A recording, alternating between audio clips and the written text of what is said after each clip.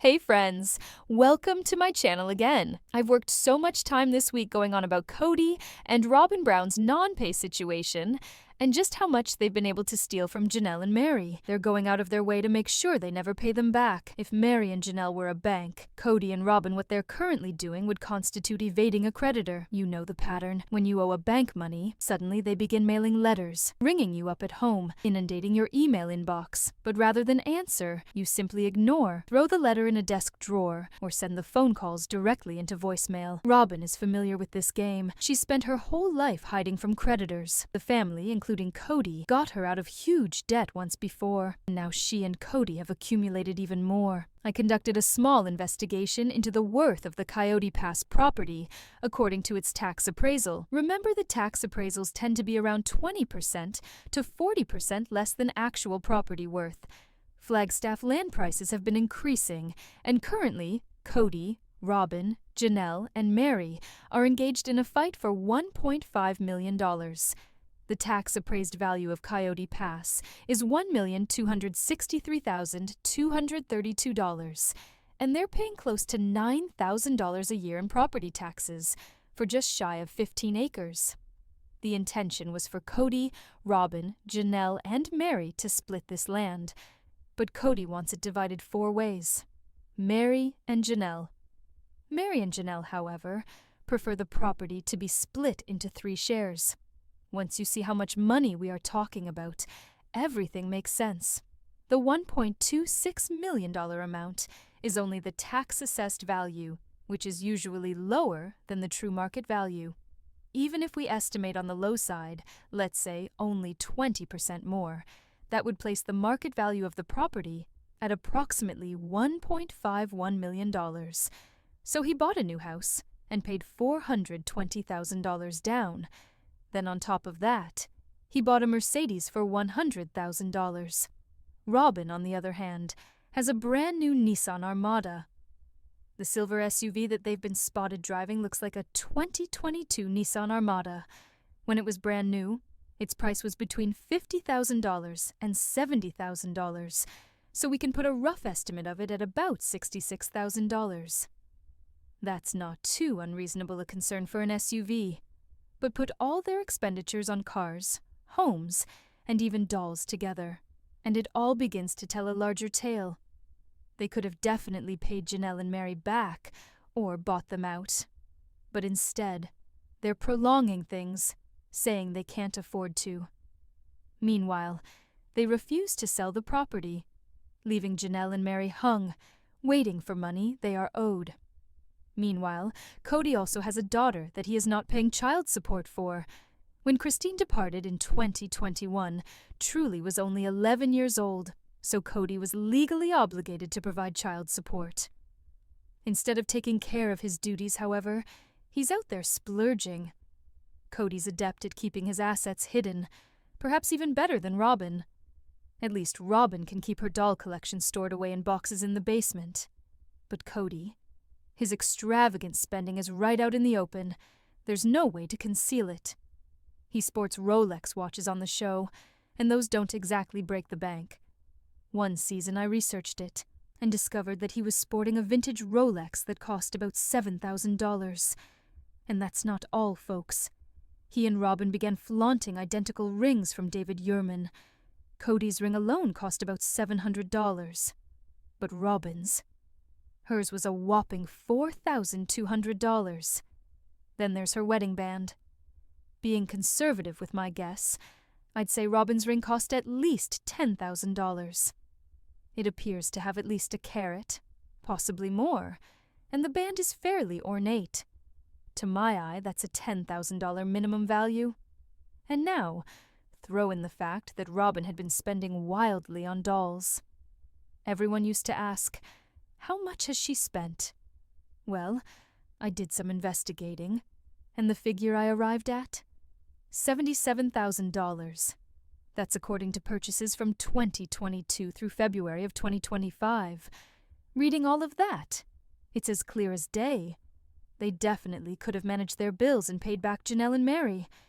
Kody doesn't necessarily need to be riding around in a fancy Mercedes AMG. That's a want, not a necessity. And Robyn, she certainly doesn't need to be going out buying high-end dolls. Kody doesn't need David Yurman's $4,200 hideous pinky ring. And yet, there he is with one on. He doesn't need that new David Yurman $1,100 necklace either, the same one Meri teased him about. And yet, there he is, wearing it. Robyn didn't need a shiny new wedding ring, but naturally she has one. And let's discuss Robyn's doll madness, $70,000 worth of doll clothes. She also has an outrageously pricey Charles Dickens Christmas Village collection. Meanwhile, in between all these financial disagreements, Kody treated the kids to motorbikes, each of which costs about $820. His reasoning? They're not even that expensive. And then there's their artwork. They've got prints hanging on their walls from Vegas that are worth more than $10,000. The amount of money they're spending is astronomical, all while saying they can't repay Janelle and Meri. While the women were preparing to leave, Kody and Robyn were living well above their station, splurging while incurring debt. Currently, they have a $1.6 million mortgage on their new home. At interest rates when they bought in excess of 6%, that mortgage has a monthly payment of more than $10,000. Even if they attempted to pay off the loan in a lump sum, such as the equity from the sale of their previous home, their mortgage contains a provision. I reviewed it, and it specifically says that prepaying the loan will not reduce their monthly payment. So regardless, they're going to be paying that massive bill every month. I saw it in the papers they signed at closing. Regardless of anything, even if they dropped $1 million after the fact, their monthly mortgage payment is still an eye-popping $11,000. That's $1.6 million in mortgage payments alone. Then there's Coyote Pass. They still owe Janelle and Meri approximately $750,000 just for that. And let's not forget, all their liquid cash appears to be depleted. We don't even know how many car loans they have, or if they're financing their cars. So when Kody answers, "We can't afford it," he's not telling the truth. The fact is, he can afford it. He simply doesn't wish to. What he's doing instead is living way beyond his means, spending his money on the finest things rather than paying back what he owes. Christine's kids and Janelle have openly said that Kody and Robyn spend money faster than they make it. They're compulsive spenders who have no clue how to save. Growing up poor, you'd think they'd value financial security, but instead they're chasing status, desperate to look affluent, and they're not holding back on their spending. Just checking out some of their largest purchases over the last few years, they've spent $750,000.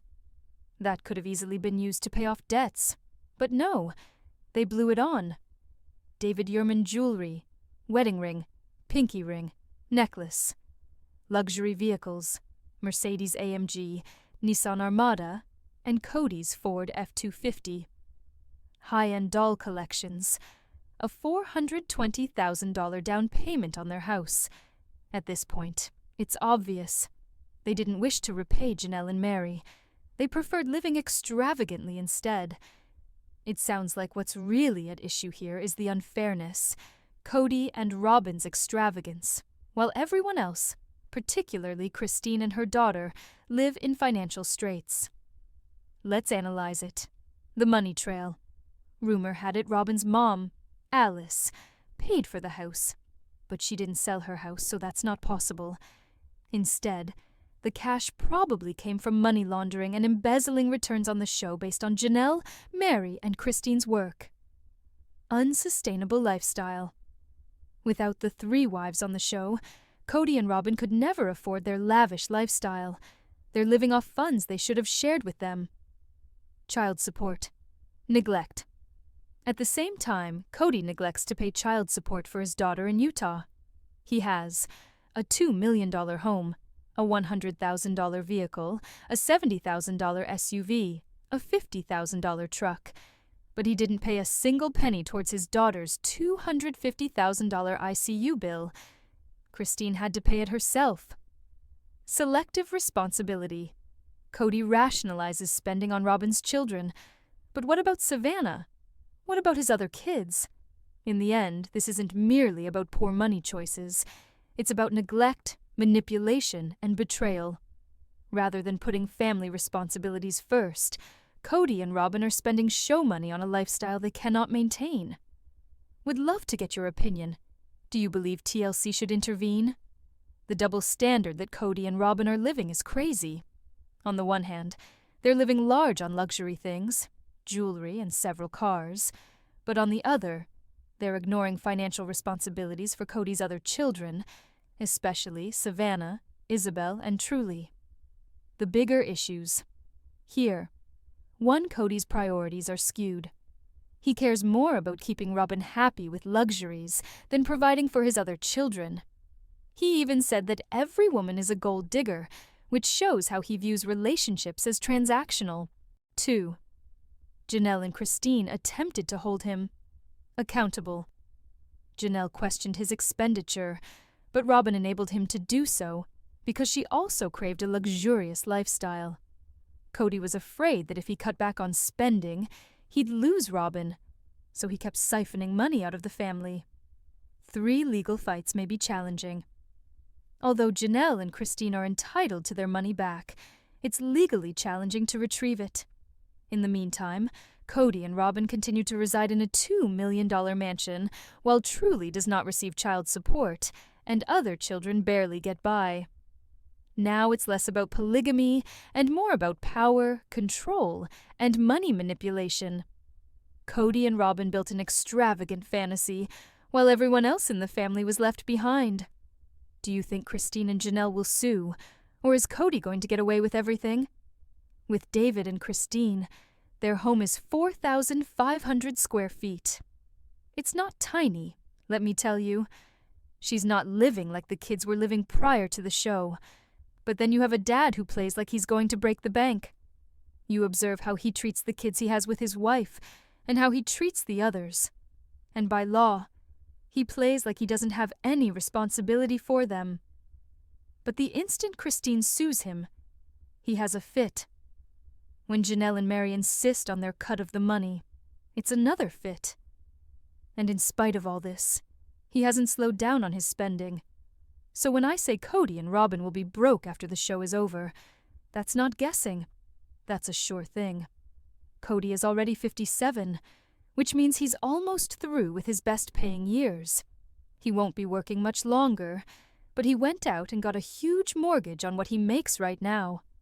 As soon as the show is done, his salary will decline, and he just won't be able to make those payments anymore.